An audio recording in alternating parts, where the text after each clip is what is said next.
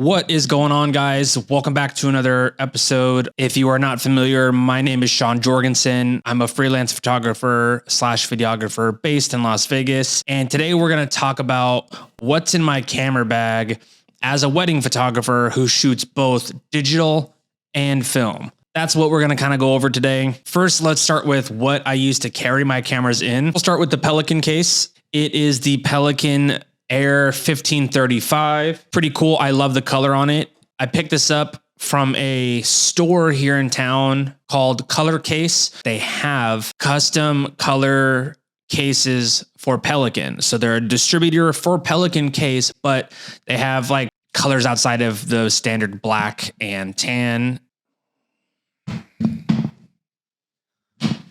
I picked this up a few weeks ago before I went on my trip to Abu Dhabi. I've always wanted a Pelican case. Before then, I didn't really need it. The backpack I have has done me great, but for traveling, especially international purposes, I absolutely needed a hard case. The time was right. I love it so far. I got foam inserts, which eventually I want to upgrade to the more rigid think tank separators. And then it also has top pouch. I have the dividers for my laptop and cables. This is the Pelican 1535 Air. A store here in town. Not only can you get custom color cases, but you can also get the custom locks and handles. That's that. The other bag I have, and I love that it doesn't really look like a camera bag and it's not boring and black. Some of the other ones you see like Lower Pro and whatnot. So this is a bag by Zekti. I do not remember where I got it. I actually think my wife picked this up for me, but I've had this backpack for about 10 years now. Plenty of compartments. Opens up on the inside here. Yeah, I'd rather not get into the nooks and crannies of the case or the backpack. Each compartment having batteries. You can assume every photographer and videographer has batteries and microfibers and whatnot. So I rather spare the boring details and focus on what I do carry on my person as a wedding photographer who shoots both digital and film. So that's what we're going to focus on. We have my camera harness, holds multiple cameras. Koiro. What I always tell people, it is the $80 one from Amazon. It is significantly cheaper than the comparison of the Clever Supply Co. and the Holdfast harnesses. I bought this maybe 4 or 5 years ago, maybe longer at this point. For $80, it's definitely held its value over this time. I actually just placed an order for the Holdfast harness. Some of the clips are starting to kind of lose their reaction and their snap, being is that it holds literally my livelihood with my camera bodies. I think it's time to upgrade materials in which I use every day. I got that on order. Hopefully that ships soon. Like so. Camera harness holds 2 bodies, and then I will also clip a third camera up here. So yeah, I will clip the Contax T2 on this little D-ring. So I'll have Canon R3 here, Canon R5 on this hip, and then the Contax hanging on this, swinging about. I could just pull it up to my face, boom, fire off some photos, and they could just go back to hanging. You get the idea. As I mentioned before, I have 2 camera bodies, the Canon R3 in which I'm filming this on, and the Canon R5 as my secondary. I switched over from Nikon in June of 2022. Maybe one day do a video on that of why I switched and just kind of that whole process. Lenses and flash. The main lens I use is the 28 to 70 f2 RF lens. That is on me at all times as my main setup. The second lens I always have on me for my weddings.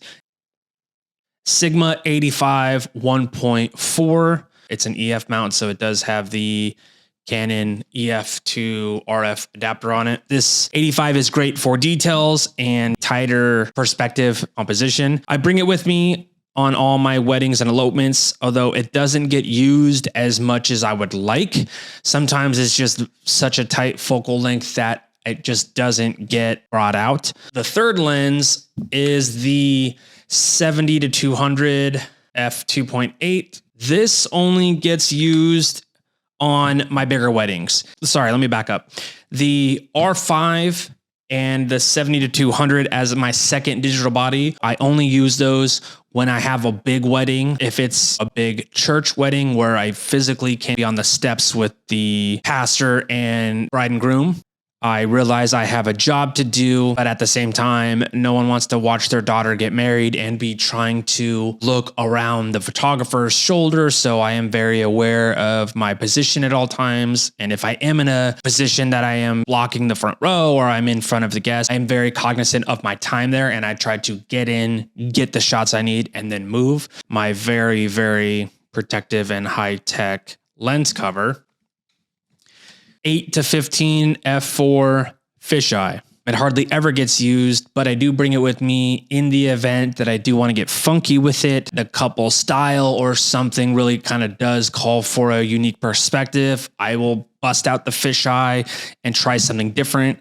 I feel like you don't see too many weddings shot on a fisheye lens, which good reason, as the distortion can be very, very unflattering for a lot of people and a lot of angles.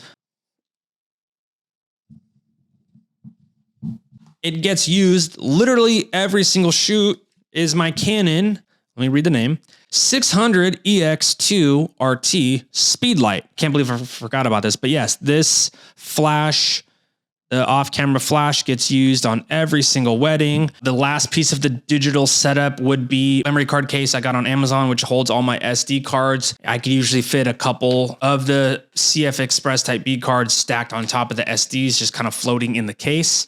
So I always have that on me. Now we'll jump into the film side of the workflow. We'll start off with the main camera I use, the Contax T2. The second camera is the Pentax IQ zoom, and that will usually go on my right hip of the harness if I'm not shooting with the R5, which, as I mentioned, all my elopements and my smaller weddings, I won't bring the second digital body, so this will get clipped on the harness. It has a 1/4-inch thread for the tripod mount.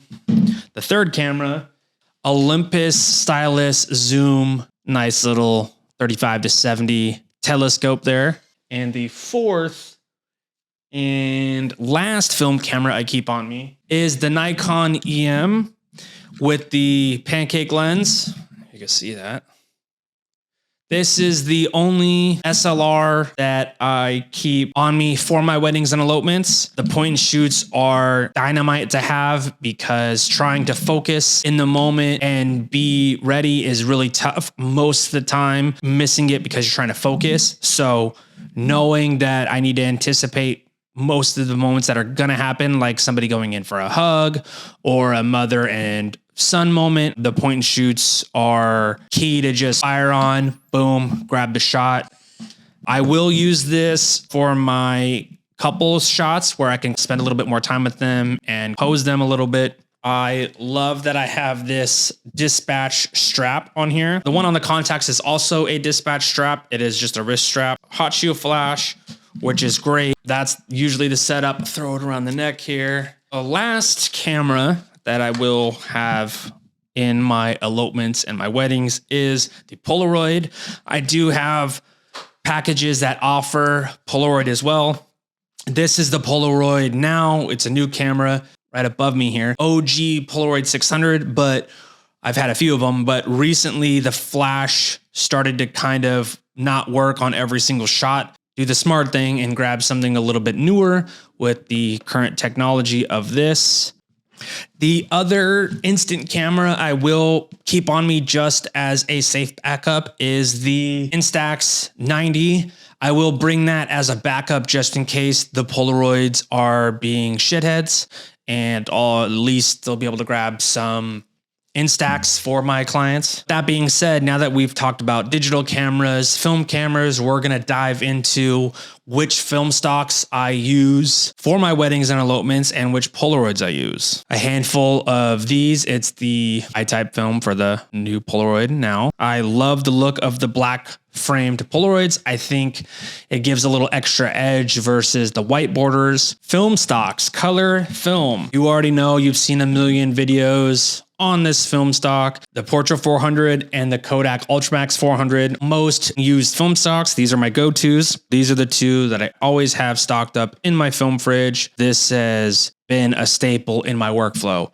They are true to life, and the reds in these colors are phenomenal. Have recently incorporated Wolfen NC 400. I will do a video on this eventually, specifically talking about this stock, testing it out. For now, I've been slowly trying to incorporate it into my weddings. This has quickly become one of my favorite film stocks, and I almost love it more than the Kodak Ultramax and Portra. It's a warmer based film stock. It's more warm in the browns. And so for my personal style, I really do love that. I really do gravitate towards a warmer tone. Then if it's a nighttime shoot, and I will bust out the double cinema 800. If you're familiar, you guys already know how much I love double film, especially their cinema. We'll move on to black and white. I recently started to incorporate black and white into my weddings. Ever since I did, I am obsessed. Film already does slow you down and make you more intentional with your photography, but black and white takes it a step further because you know you're shooting a frame and you're removing all colors. It's kind of a blessing and a curse at the same time, because sometimes you're like, oh my God, there's so many good colors. She's wearing a red dress, or he's got a nice, rich forest green suit on, and you're like, oh, this is just money. Black and white really does make you even more intentional. Without further ado, the two main film stocks I use for black and white is HP5 by Ilford. I use this quite a bit. I absolutely love this film stock. That's number one. More recently, I think I slept on this film stock. I've had quite a few rolls and I just never got around to them. Kodak 400 TX. A little bit more grainier than the Ilford. It does give a different look. So this is quickly becoming my hands down favorite black and white film stock. How do I keep track of what film is where and whatnot, other than the window on the back of the camera? The Contax T2, since it's my main film camera, it always has the Portra or Ultramax in it. Then the Pentax IQ zoom always has my black and white. It's either going to have the HP5 or the 400 TX.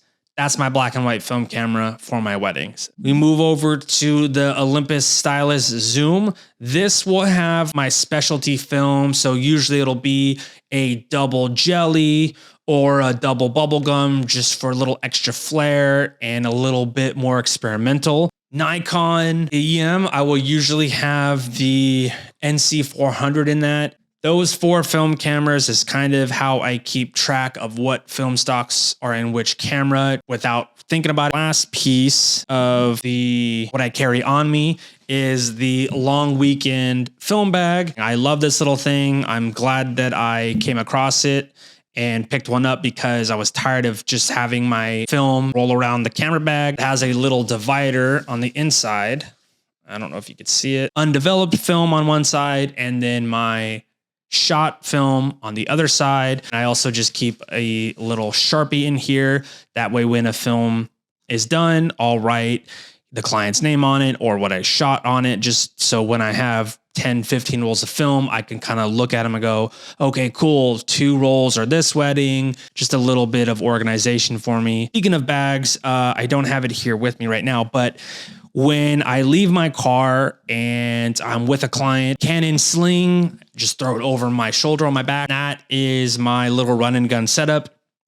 I'll have extra film in there, extra batteries for the R3, AA batteries for my flash in there, memory cards, run and gun setup. or out and about and I do see other wedding photographers with giant backpack on them, yeah, that's just madness to me. Save your back, save yourself from some trouble, and also just being sweaty. Get a little half sling, just bring the bare necessities. That is my wedding and elopement camera setup, what I keep on me and what I use. If you have any questions or comments, if you also shoot film on your weddings or you want to get into shooting wedding on your films, let's talk about it. I know it's a lot. I definitely carry more than the average person. Can be a bit overwhelming because some of my packages, I do offer digital film and Polaroid. There's a lot going on. There's a lot to juggle. Hope you guys got some good value out of this, some good insight on cameras and film I use. Thanks again for watching, supporting the channel. I really do appreciate the support. We'll see you in the next one. Peace.